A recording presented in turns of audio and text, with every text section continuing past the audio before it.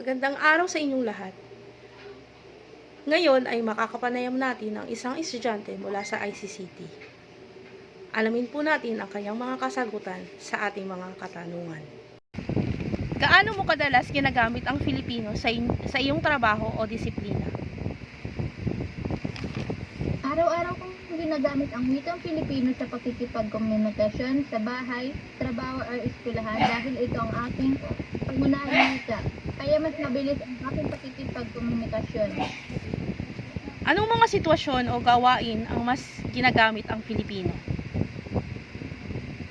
Karaniwang ginagamit ang wikang Filipino sa mga casual meeting sa pagpapaliwanag ng mga instruksyon para mas madaling maintindihan sa kasiyahan man tulad ng inuman o tismisan ng magbabarkada. Ano ang kahalagahan ng paggamit ng Filipino sa iyong disiplina? Mahalaga ang paggamit ng Filipino dahil mas mapapadali nito ang komunikasyon at mas magiging malinaw ang pagpapaliwanag. Nakakatulong din ito upang mas maging komportable ang lahat sa pakikipag-usap. Ano-ano ang mga hamon sa paggamit ng Filipino sa trabaho o akademya? Isa sa mga hamon ay ang kakulangan ng mga technical na salita sa Filipino. Minsan mas napapadali kung ginagamitan ng Ingles, lalo na sa mga technical terms.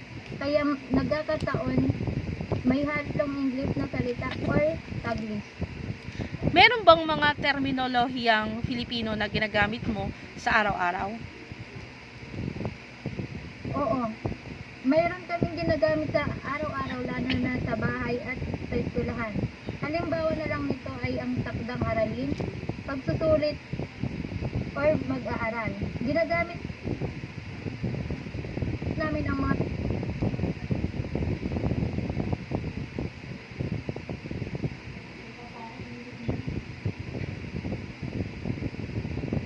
sarili wika sa pang-araw-araw. Okay. Paano nakakatulong ang paggamit ng Filipino sa pakikipag-ugnayan sa mga kasamahan o kliyente? Nakakatulong po ito para mas mapadali ang pakikipagkomunikasyon at mas maintindihan namin ang mga sinasabi ng bawat isa.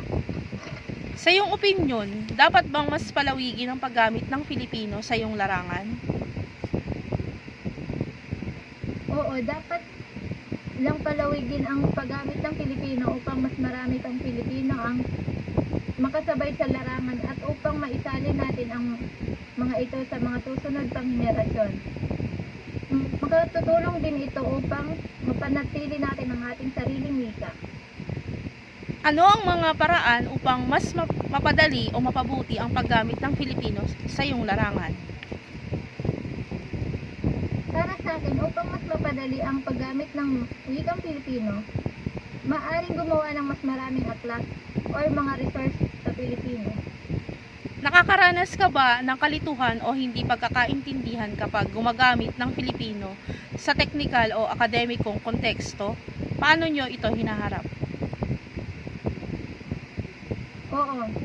Minsan, lalo na sa mga technical terms, kaya minsan pinaghahalo ko ang Filipino sa ating English para maipagpatuloy ko ang ating mga sinasabi or pagpapaliwanag ng mas malinaw.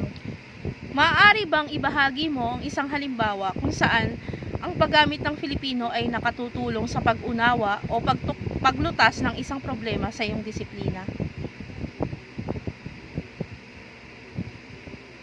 Minsan, kapag nagtuturo ang aming English subject teacher, ay ginagamit niya ang mga wikang Filipino para mas maintindihan namin ang lesson.